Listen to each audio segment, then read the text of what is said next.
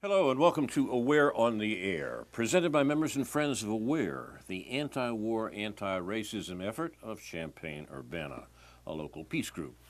I'm Carl Estabrook. With me on our first program of the new year is our favorite Republican, Ed Mandel. Happy New Year. We're recording this at midday on Tuesday, January 8th, in the studios of Urbana Public Television. Our subject is the wars the U.S. government is waging around the world, and the racism we display to those we're killing, in accord with the Latin proverb proprium humani ingeni est, odissi cum lesus, it's human nature to hate those you have injured. While we're preoccupied with politics at home, our government is killing people around the world. International polls show that the United States, not Russia, China, Iran, or Israel, is by far the most feared government in the world.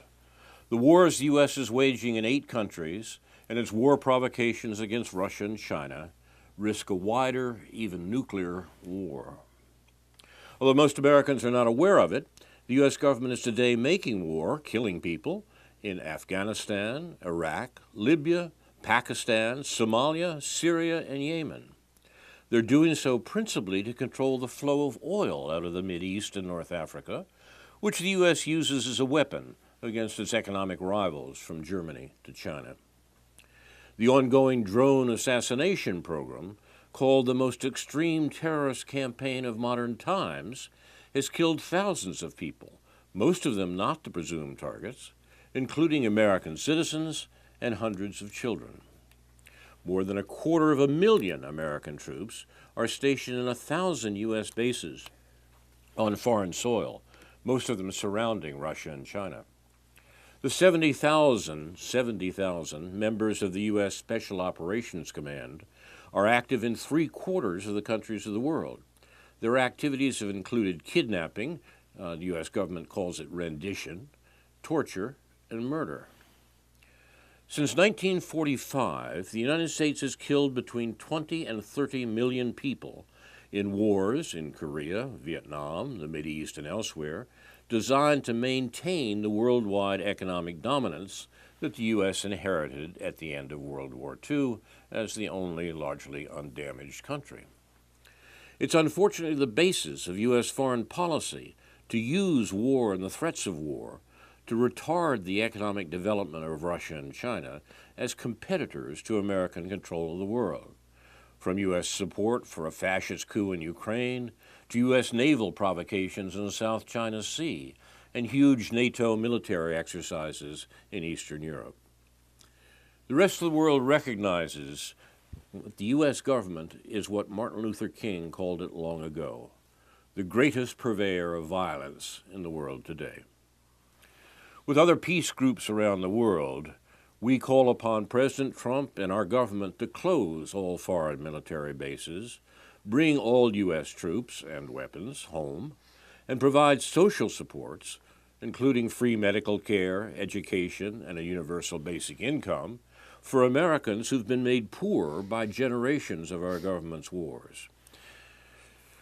Today we are going to talk about some aspects of the current war-making of the United States, but we're going to start with a suggestion, a program, an account by Ed Mandel of a curious incident that may have contemporary significance for it. Ed, it's all yours. Okay, well, my story basically is an internal American story, but I consider it the biggest story of the year that isn't reported by the major media, because apparently, as far as they're concerned, nothing actually happened, and it was just so. It happened at the George H.W. Bush funeral, and basically on the web on YouTube is considered the envelope affair, and you could find it.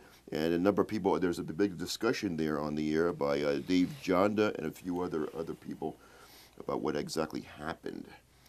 And basically, while the funeral was happening, at the very beginning of the funeral, and people were opening up their programs, particularly Hillary Clinton, an envelope fell out of her program.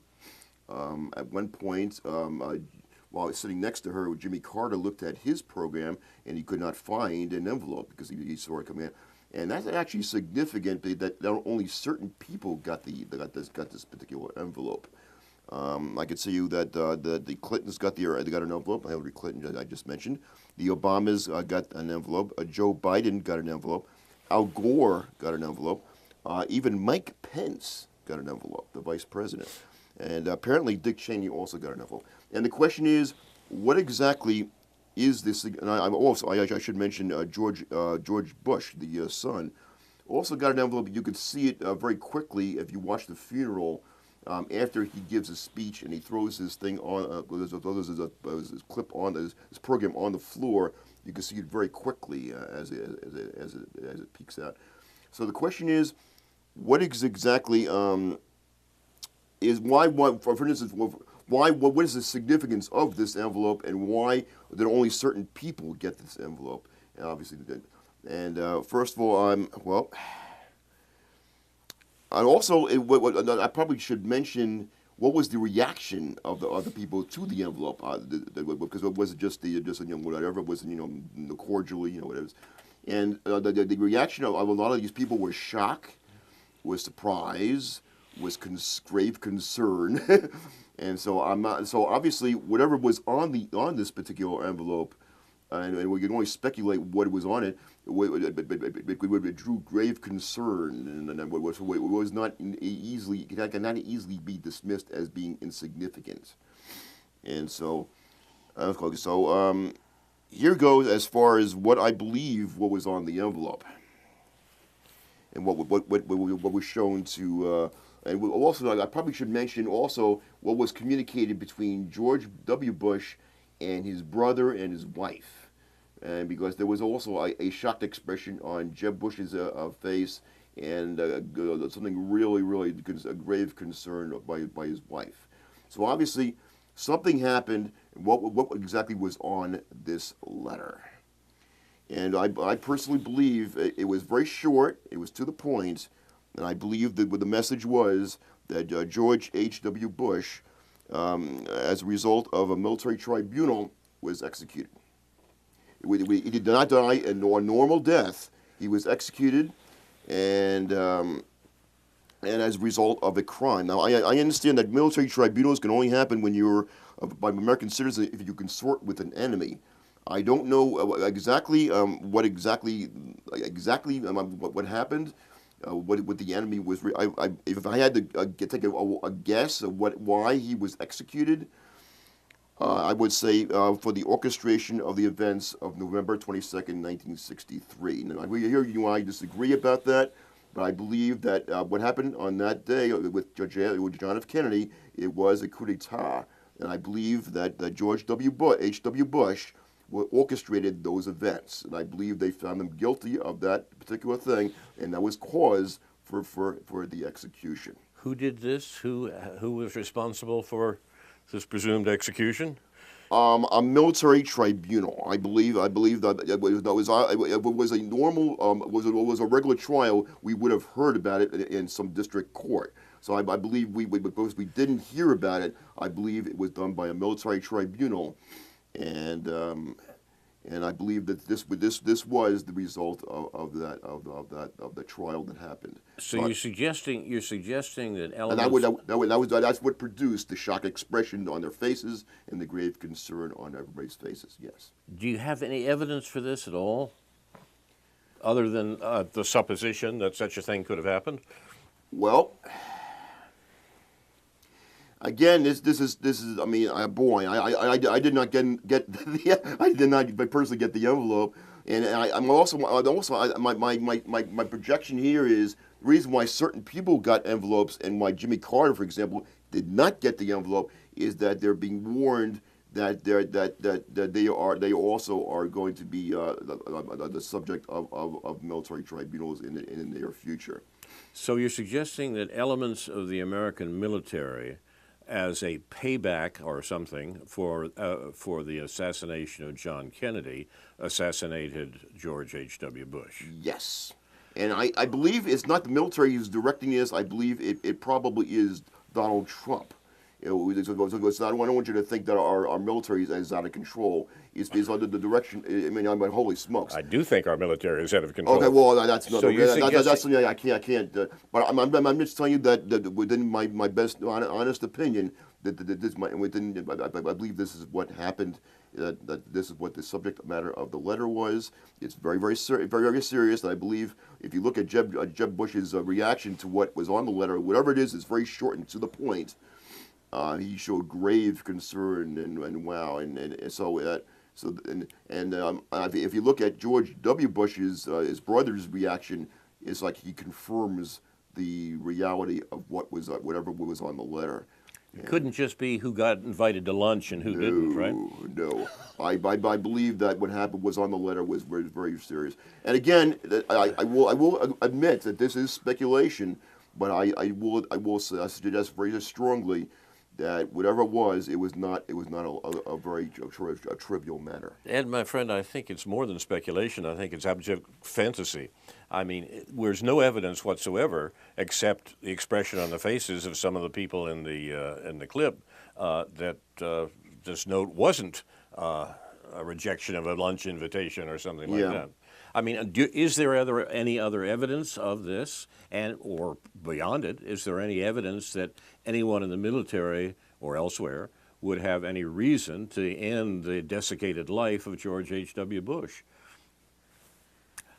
By the way, tell me this. I'm really struggling here because do I have 100% evidence that would actually that would give you.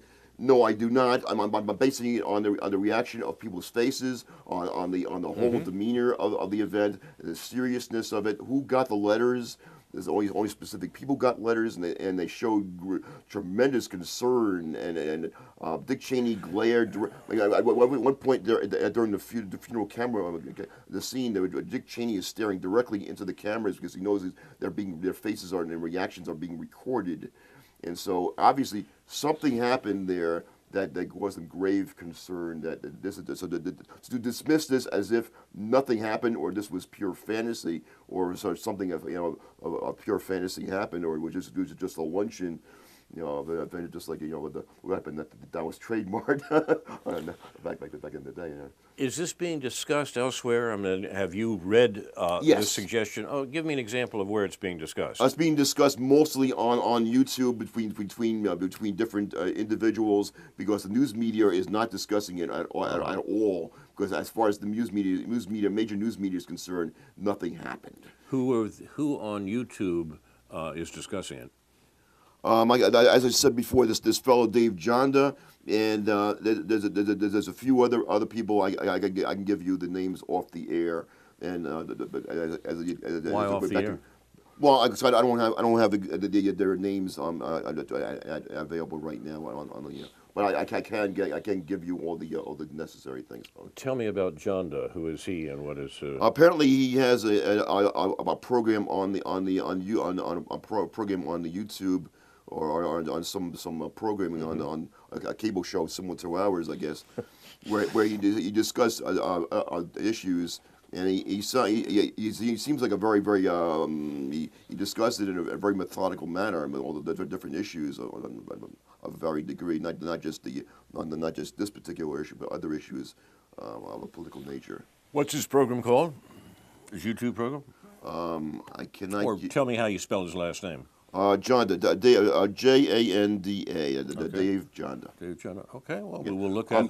Carl, I want you to know now. I was able to piece this together, so I want you to know that this is not. I don't take this very lightly. What I'm saying right now. No, I agree with that. And I want you to know that this is very painful, because I mean, up until a few weeks ago, I would not have believed that would come down to this. Well, but I believe that he did not die a normal death. And by the way, they do go beyond this, and I'm not willing to discuss other things which they also mentioned, which I don't.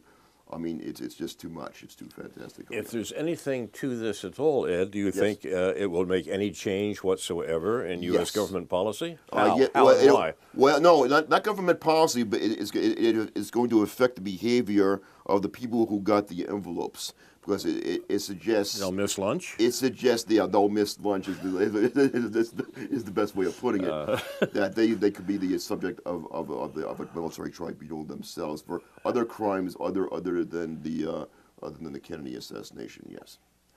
Well, thank you very much for I'm tempted to say practically unique. Yes. It's not unique account that we can begin the new year Yes. in our consideration of American war making. Yes. You're watching We're on the Air, where our job is to talk about the war making of the United States. And the major issue in that area, I think, right now, is that the Trump administration seems to be backtracking on its promise to withdraw troops from Syria. Trump first mentioned withdrawing the troops, American troops from Syria, where they're there illegally, they're killing people, all the good reasons for withdrawing troops from Syria exist.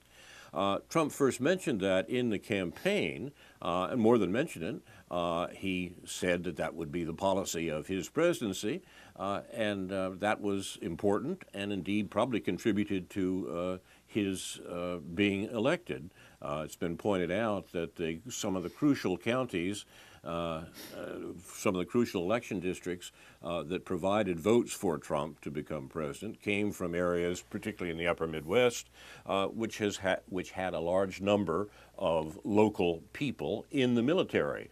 That is, young people not drafted. That was then. This is now. Young people who took military jobs, who joined the military because of the lack of other jobs that they could take in the region, and that the general economic distress which made Trump president included the war making of the previous administration, which was much more extensive than the Obama administration would admit, and what was understood and known on the ground where people were indeed being affected by it. I think there's something to that. I think that is important. And I think that Trump's continuity in terms of being the first major party American presidential candidate in 40 years to attack American distribution of troops to the rest of the world and war making around the world was an important factor in his being elected. And indeed, it's part of the general upsurge that the media is condemning as populism affecting the world, France notably recently, and that the populist wave, which made Trump president, is back of the anti-war sentiments of the American public, which in fact had been the case for a long, long time. Trump, in withdrawing troops and announcing the withdrawal of troops from Syria, was simply continuing this theme that came from his campaign when he claimed U.S. troops, when he 2 weeks ago claimed U.S. troops will leave Syria in 30 days. His neoconservative and national security advisor, John Bolton, speaking for a good bit of the permanent government, as we might say, some people say deep state or what have you, maybe the people behind the lunch invitations Ed's talking about. But in any case, John Bolton suggested otherwise. He said, that's not going to happen, raising real questions about how much Trump's writ runs in this administration, pointing out that he is in many ways the weakest American president since Calvin Coolidge, in spite of all the concentration on him by the Democrats and others. The account of this affair in America, the attempt actually to end the illegal wars that the U.S. is carrying on in the Mideast by the Trump administration, is discussed by the British columnist Patrick Cockburn, probably the leading English language reporter in the Middle East, who's written extensively about the region. Cockburn was interviewed by Ben Norton on the Real News Network, which is a distinct contribution to real news in the U.S. Norton says the Donald Trump administration appears to once again be backtracking on one of its major promises. Now it appears the United States may not soon be withdrawing its troops from Syria. There are currently around 2,000 U.S. troops that are occupying Syrian territory in violation of international law. That's what Norton says. In fact, the suggestion is that there are many thousand more U.S. troops there under the cover of contractors, basically mercenaries and so forth. But the 2,000 troops are the ones that Americans admit to as being illegally in Syria. In December, President Trump surprisingly announced that he would be withdrawing those troops and bringing them home within 30 days, in other words, by the end of this month. This ignited a political firestorm with pro-war critics from both the Republicans and Democratic parties. Pro-war, the notion that one party is more pro-war than the other is probably false.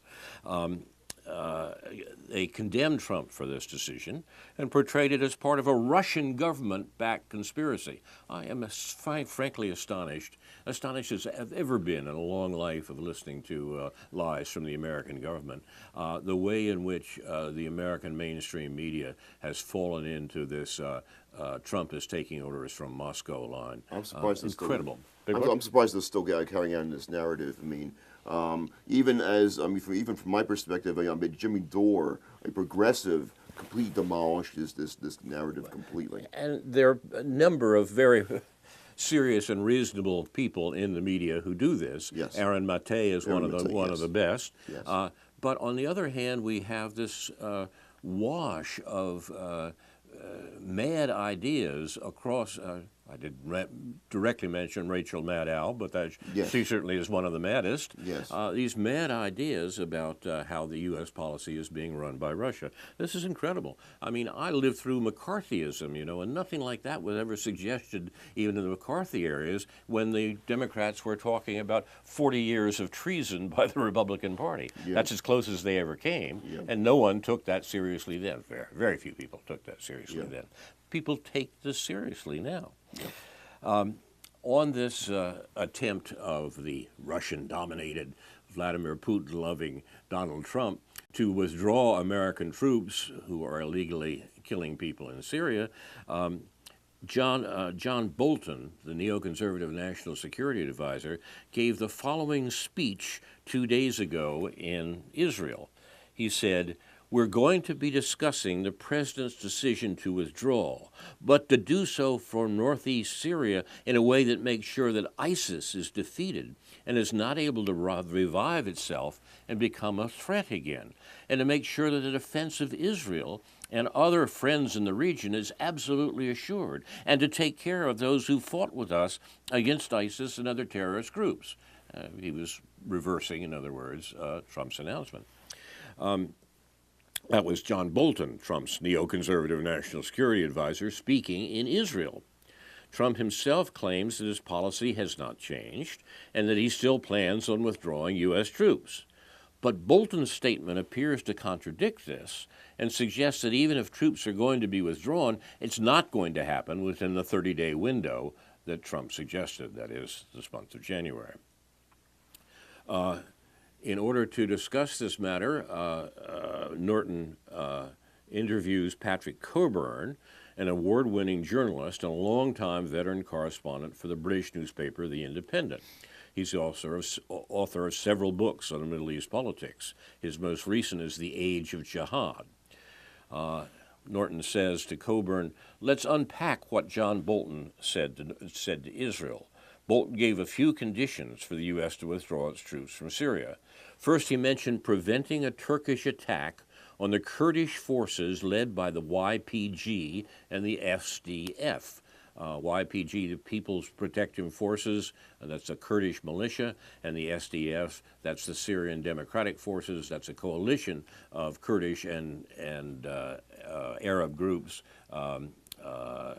fighting against the jihadists that the Obama administration sent into Syria. We'll talk about the politics of that. Bolton also suggested that ISIS has not yet been militarily defeated, and that U.S. troops must stay for that. Elsewhere in Bolton's speech, he suggested that the U.S. must weaken Iran and prevent Iran from gaining influence inside Syria. In fact, on Monday, January 7th, John Bolton and also the U.S. Joint Chief of Staff, General Joseph Dunford, traveled to Turkey, to the capital Ankara, to meet with Turkish officials to work out a deal. So it seems pretty clear that the 30-day window to get troops out of Syria is not going to be met. Coburn says yes. I mean, it's sort of, I think, what is missing in the way that people respond to this is not quite taking on board how fragile the U.S. position is in northeast Syria, even before Trump announced the withdrawal. In some ways, what Trump was saying was pretty realistic. You have a couple of thousand U.S. troops there. What makes them significant is they're backed by U.S. air power. But you know, people talk about the Kurdish enclave. This is Rojava, the area in the independent area in northern Syria that is controlled by this democratic and indeed socialist movement that the Kurds have put together in Rojava. You know, people talk about the Kurdish enclave in northeast Syria, but actually half the population there is Arab. The population there is about 2 million, and about half of that is Arab. They don't get on with the Kurds. So there's a sort of sense that there might be an uprising. It's a very tribal Arab society. There might be an uprising there in the Kurdish region. Then, of course, the Turks are on the border. And when Trump made his original statement on the 19th of December about a withdrawal, the Kurds immediately reopened talks with Damascus. Now, this area is technically part of Syria, but the Kurdish enclave here, the Rojava group, was effectively independent of Damascus, of the Syrian government, because the Syrian government simply didn't have the forces to control this self-conscious and independent region. The Turkish threat has driven the Kurds back, to some extent, into the arms of Damascus, or at least has begun the suggestion from the Kurds that indeed they are part of Syria and can work out an arrangement with the Syrian government in Damascus that would leave them some independence, they hope, but would still recognize that they were part of Syria. So, Carl, you would say, so I mean to interrupt your narrative. So you would say that removing the American presence in Syria has destabilized the situation, or should we? Is it a good thing that the Americans have removed their influence in the situation? Overall, that's right. But the problem is that the Americans have used this independent Kurdish movement in Rojava in order to combat the aspects of ISIS that is one of the players, one of the groups involved in the fighting in northern Syria. Right.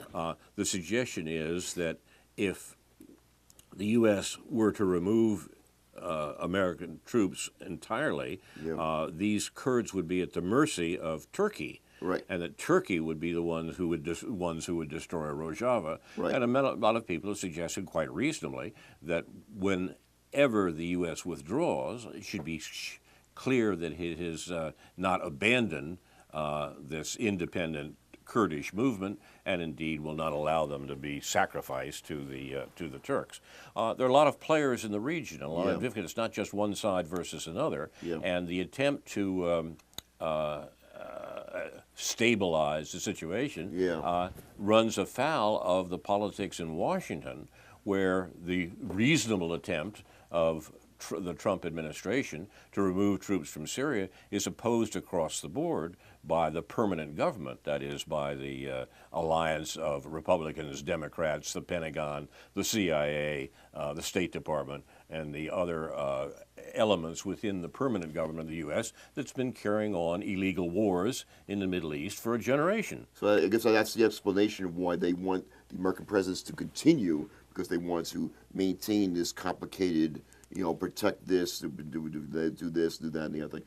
It's sort of like do we stay there and continue this destabilized, bizarre situation, or do we just say, okay, we're going to remove ourselves completely from this situation, as difficult as the decision as it is, because we feel as if hopefully it will turn out for the best. Things will turn out for the best. Now, our presence there is having such a negative influence on the situation. I think you have to understand it in the context of the overall American policy in the Middle East. It's that policy that Trump is threatening to alter, at least in the case of Syria. He's also mentioned Afghanistan. Right. We've got to understand that the American policy throughout this century, and indeed for a good deal of time before that, the American policy has been to control the Middle East in other countries, actually, around the world. Not just Syria, but to control the Middle East across the board because, for one reason primarily, the Middle East remains the world's greatest source of energy resources, gas and oil. That's what the U.S. is interested in, and that's what the U.S. is doing in its ongoing policy, going back, as I say, for many presidential terms in the region. Now, the notion is that policy is under debate, I think, is actually false. Trump's move here is not even clearly in opposition to that policy, just as Obama's Iran deal was not in opposition to the policy. It's rather an attempt to find a better way to continue that general policy of controlling the oil flows from the Middle East. The Obama administration thought with some justice that the way to continue control of the oil flows to the Middle East was to do the deal with Iran to reincorporate Iran into the overall framework of order, as Henry Kissinger said, and use that as a basis for using the oil weapon, particularly against China. Obama said, look, if we can get Iran back on our side, so to speak, we can do that more easily. The problem is that the U.S. has been torturing Iran for 60 years. And the Iranians know that very well and don't trust very much what the U.S. is doing, and the recent events give them good reason for that. They did the deal with the U.S., the JCPOA, the so-called nuclear deal, had little to do with nuclear weapons and a great deal to do with the control of oil. They did that, and then the U.S. backed out. That was the Trump administration that backed out of it. But the important point is to see that both Trump administration and the Obama administration were both after the same overall goal, the same strategic goal of the control of oil from the region, even if their tactics differed. And in many ways, we're arguing about tactics here. What Trump is doing by withdrawing from Syria is making a dent in that overall policy of controlling the region, a dent that the American permanent government is not happy with at all. I would favor your argument that Trump is altering our foreign policy, and I believe that very much so that he thought very little of what Obama did of the deal he made with Iran, just as he had problems with the other deals that were made by previous administrations, whether it's NAFTA or other trade deals or other things. You may be right, and this is exactly what the American ascendancy, the permanent government or deep state fears. Their representative is undoubtedly John Bolton, and they're working very hard to make sure that Trump's writ doesn't run here, that he doesn't accomplish these things, whatever his motives and whatever his actual aim is. And that's the fight that's going on in Washington right now, and it's quite serious. Patrick Cockburn, as I say, looking at the entire region from outside. Coburn's a Brit, not an American, and is looking at it with an eye to all the various players in the region. We already have, he says, Cockburn, we already have a situation of massive confusion at the moment because both the U.S. is saying now that it wants a deal to protect the Kurds, but the Kurds don't believe them. And when we say the Kurds here, we don't mean the entire Kurdish nation throughout the Kurdish people throughout the region. We mean this particular group in Rojava. The Kurds don't, the Kurds in Rojava don't believe that the U.S. wants a deal, so they've gone to the Syrian government, which the U.S. is theoretically trying to overthrow, and will look to get Syrian troops up on the border with Turkey. The Turks, meanwhile, sense that the Americans are going to go at some point. And Erdogan, President Erdogan of Turkey, he's very much committed to removing the Kurdish YPG, the People's Protection Units, that's the Kurdish army in northeast Syria. So I don't think he's going to let this go. The pressure from Turkey is going to continue. Ben Norton, who's interviewing Patrick Coburn, says, yes, Bolton mentioned two other factors, the complete military defeat of ISIS and also preventing Iran's influence in Syria. I'm wondering if you can respond to those points, especially considering that for several months now, ISIS has not actually controlled any physical territory. They are still at least several hundred, perhaps over 1,000 ISIS fighters remaining, but they don't actually hold territory. But the U.S. is still using that, at least elements of the generals and John Bolton are using that, as a reason to continue the U.S. military occupation. Coburn says this is kind of an excuse, saying the Islamic State is not defeated. But look, in 2015, the Islamic State really had territory that stretched from Baghdad almost to the Mediterranean. It was a very big area. They controlled a population of 5 or 6 million people. Now they're down to one sort of half-ruined town, Hajin, which is just to the east of the Euphrates. So in the broadest sense, it has been defeated. ISIS has been defeated. It could, of course, go on being a guerrilla force. It's very unlikely that ISIS is ever going to run up the white flag. They're not that sort of people. So that could be a justification for staying forever, a justification of the U.S. keeping troops there forever. Look, ISIS isn't entirely gone. No, it's not entirely gone. But basically ISIS is defeated compared to what it was 3 years ago.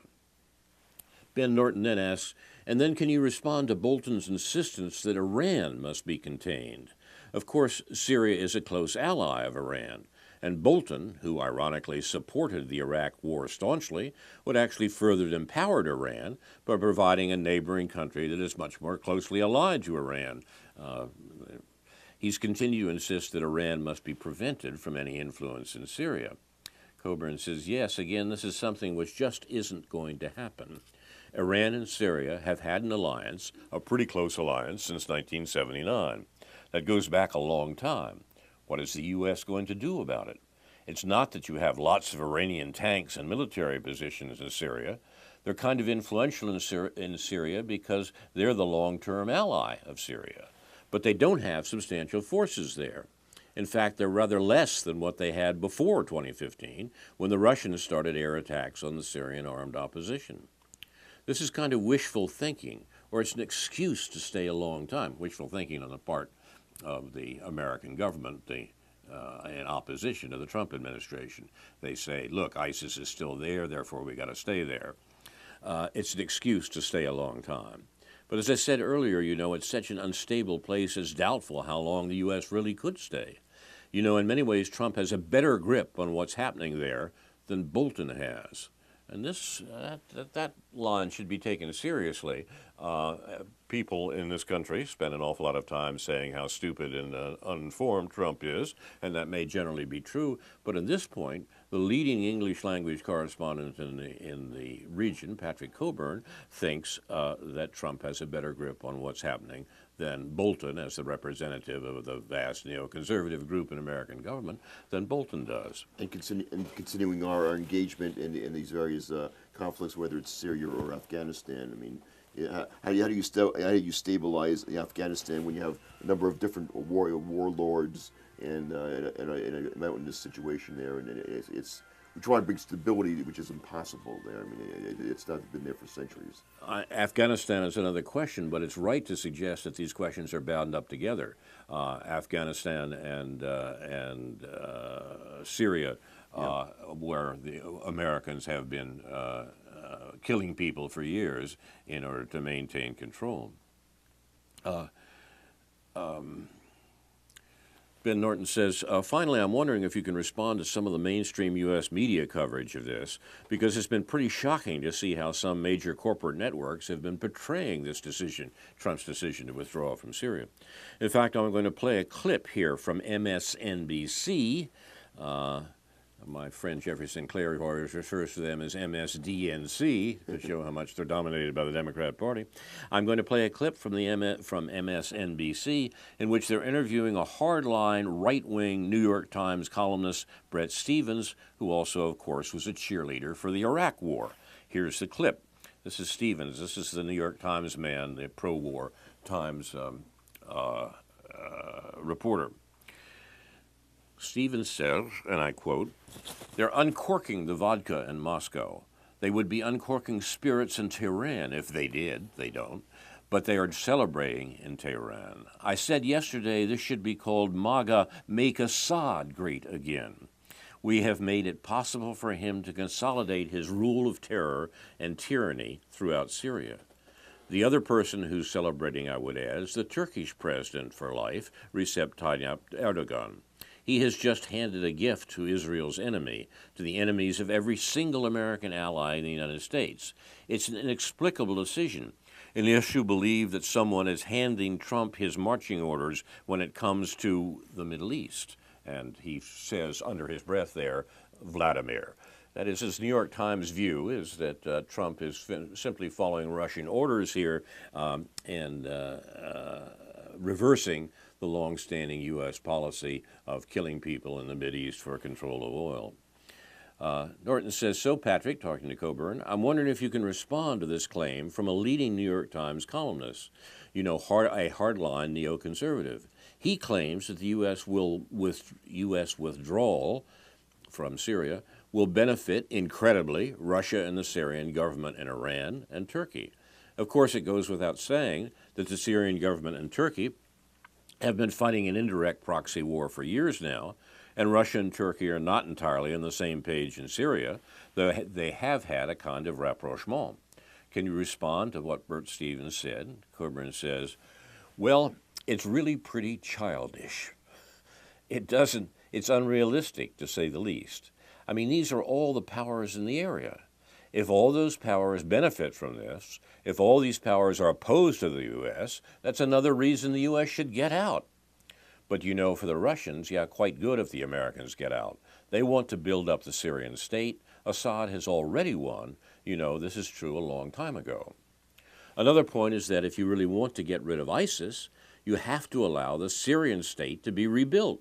You don't want vacuums to develop. ISIS has been hoping it'll be these sorts of splits and so forth, but once a centralized Syrian state is reestablished, then I think you'll see the end of ISIS. And that sort of pretty well happened already. I mean, there are 3 enclaves in northern Syria. At Idlib, further west, is a Turkish-dominated area, but on the ground it's al-Qaeda who hold authority, and they have an enclave in the southeast, which the U.S. is protecting. Assad is going to stay. Iranian influence is not going to go down. The Russians are already in a strong position, but it's not going to change that. It's not going to change that very much. These sorts of childish conspiracy theories are really very depressing because they show the people that should know better in the U.S. have no grip on what's actually happening on the ground in Syria.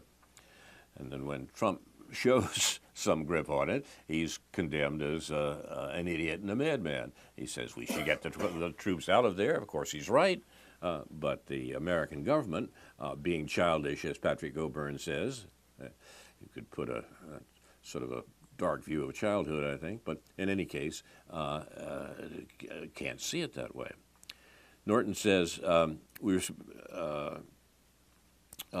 been speaking with Patrick Coburn, an award-winning journalist and veteran foreign correspondent for the British newspaper The Independent, author of several books, as most recent as The Age of Jihad. And this interview had been broadcast on the Real News Network, and one of the few things I've seen recently that's had any sense at all of what Trump was proposing and what the neoconservative movement, probably more powerful than Trump and the American government, is opposing. Is opposing. That's what we're dealing with today. And do you think it'll be very long before American troops are out of Syria? Like a long time? I think so. You're watching We're on the Air. We're talking about the war news that doesn't find its way into the mainstream media, and the list is long of items that we might talk about there. Comment, Ed? No, I have no comment there. Okay. Let's go to the fact that there's a new president in Brazil who is a neoconservative in American terms, if not a fascist, and he is a fascist. And this is a great victory for American foreign policy in Latin America. For almost a generation now, we've seen a struggle of Latin American countries to work their way free from economic and political domination by the United States with some success. The success in Brazil led to the election of Lula as president and the establishment of the Workers' Party in Brazil as the ruling party for a while. Unfortunately, they blew it. And as a result, a fascist president has been elected in Bolsonaro. The situation is quite dire, and an indication of what's happening is that there is now talk of a new U.S. military base in Brazil. Well, you know how much we need a military base in Brazil. I mean, we've got to defend ourselves against penguins coming up from the South Pole or something, or penguins in the North Pole, I never remember. But in any case, there's an obvious reason why the U.S. wants a military base in Brazil. It's part of the U.S. attempt to continue to dominate what the American Secretary of Defense in World War II called our little region over here. He meant South America, which we couldn't have anybody else interfere in, a point that had been made by James Madison at the time of the founding of the United States. James Monroe, the Monroe Doctrine. The Monroe Doctrine. Go ahead. Yeah, I was kind of wondering who's exactly expanding this. Who would be actually who's made the decision to create this base in Brazil? If what you're saying is true, because I mean, I kind of thought that Trump was trying to go in the other direction. I think this is another example where Trump's writ doesn't run. Trump has very little to say about this. This is the American government. This is the Pentagon following the same anti-left movement it has, at least since the Cuban Revolution, and indeed, of course, from long before that. The fight against Venezuela, the attempt to overthrow the Venezuelan government, which the U.S. has been doing covertly in ways that it has learned from places around the world, from Ukraine to Lithuania, had horrible effects in Venezuela, and the attempt to overthrow what the U.S.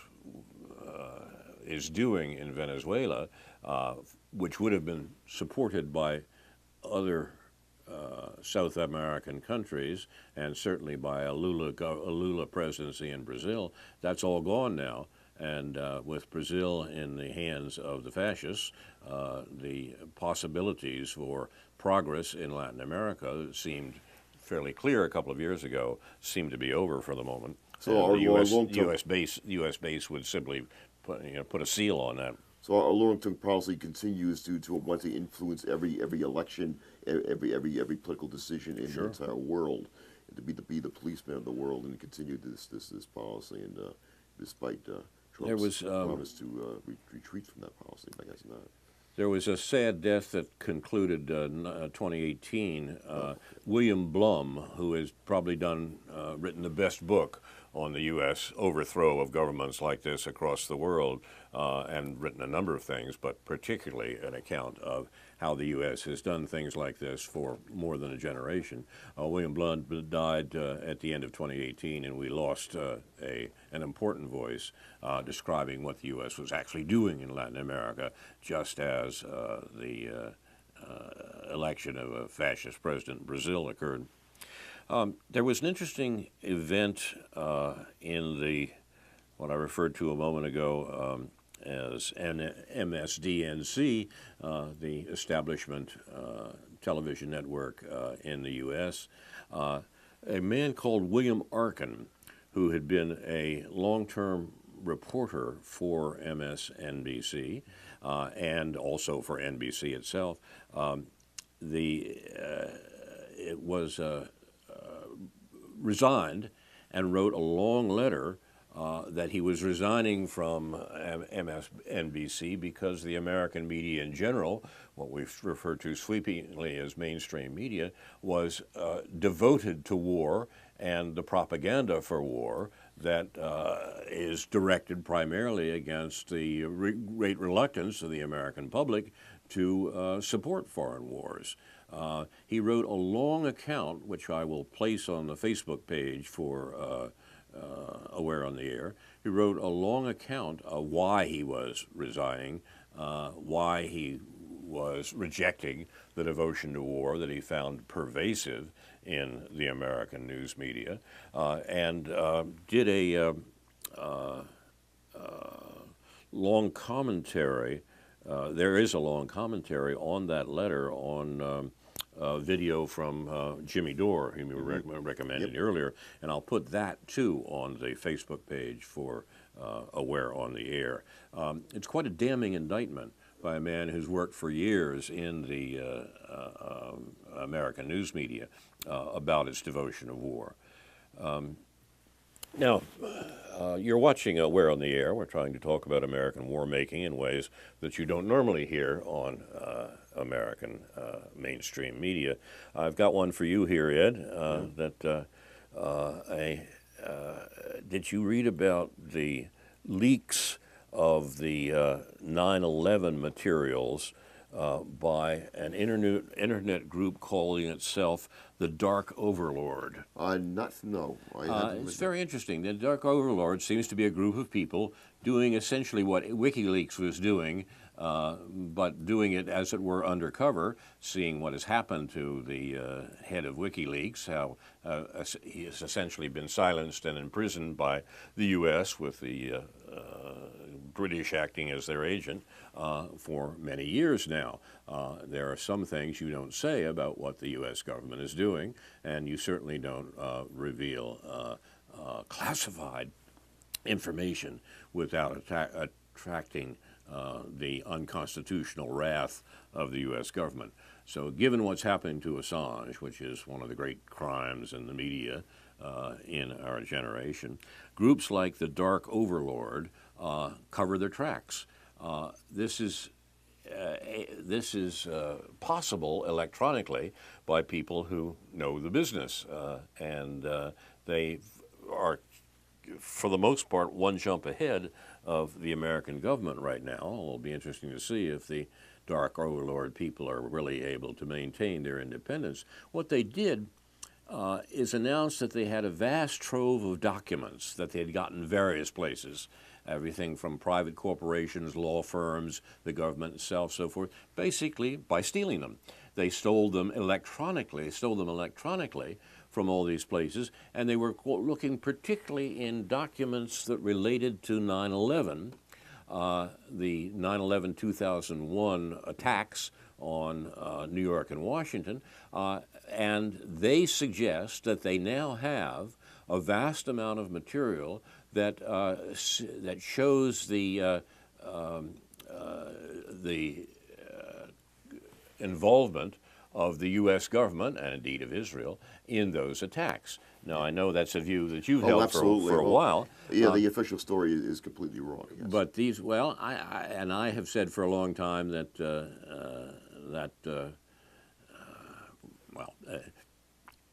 it seemed to me for a long time that even if that's correct, even if it's true that the Bush administration and the government of Israel and other groups were complicit in those attacks, the notion being that it was a false flag attack to get Americans excited about going to war in the Middle East and so forth, since there was no real reason to do that, it's difficult to see why it would be necessary to do something like 9/11, but then again, there's a long tradition of Americans trying to make sure that the people they want to go to war with strike the first blow.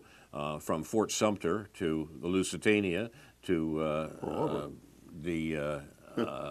to Pearl Harbor. This has been the American way. In any case, what the Dark Overlord group has done is said, well, we've got all this evidence, we've got all these documents and so forth, we'll release them if you don't pay us money.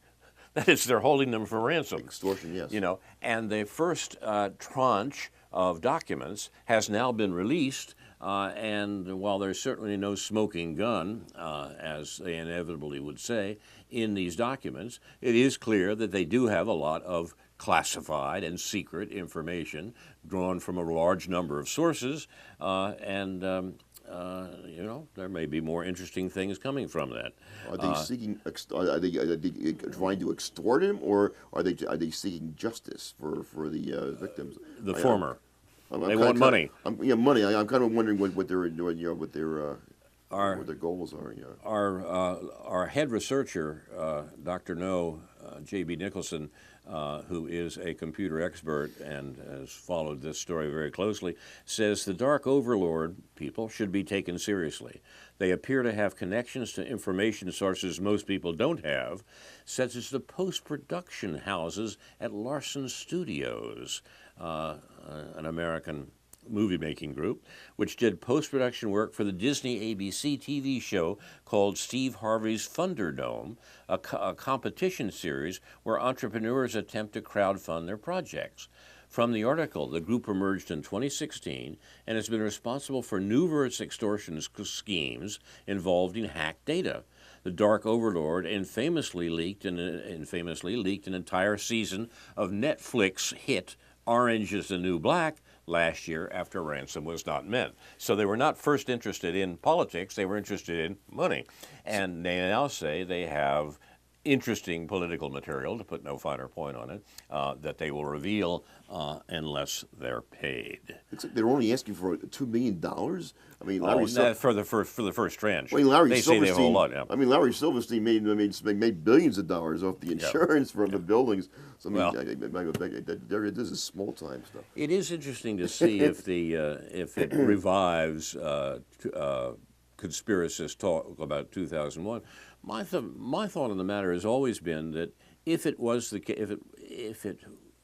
case, and I purposely avoid the subjunctive there, if it was the case that the Bush administration had guilty knowledge of what was going to occur, and we could show that without doubt. In other words, something like the Dark Overlord documents make that clear that it really was an American plot, an Israeli plot. So even if we could show that right now in 2019, what difference would it make?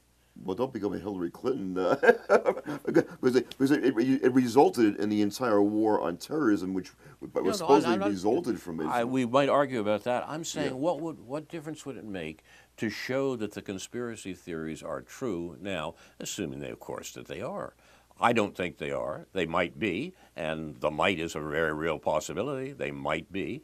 But my point is, if they are true and they were shown to be true, what difference would it make? I would say the importance of it would be the overreach of the United States, causing crimes against its own people. I don't want to. I'm not asking about the importance of it, Ed. I'm asking about what difference would it make. People wake up and turn on the morning news and say it's been proved conclusively that George Bush and his vice president knew about 9/11 and indeed arranged it. And everybody says, "Oh, that's fine. I wonder how Alabama did last night." Wow. Well, we'll talk about this some more, I'm sure. Yeah, I suppose. You're watching Aware on the Air for Tuesday, 8th January, presented by members and friends of Aware, the anti-war, anti-racism effort of Champaign-Urbana, a local peace group, recorded in the studios of Urbana Public Television on the 8th of January in the second week of 2019, another week in which the world can see that the most extensive global terrorism is U.S. worldwide war-making, for which its principal criminal associates these days are the Kingdom of Saudi Arabia and Israel. The U.S. aids the Saudis in their genocidal war in Yemen, and the Israelis in their racist oppression of the Palestinian people. The Israeli government has murdered protesters at defense with Gaza, the world's largest open-air prison camp. U.S. supports that, primarily because Israel is a stationary aircraft carrier for the U.S. control of Mideast energy and oil, a weapon against U.S. economic rivals from Germany to China. A remarkable event in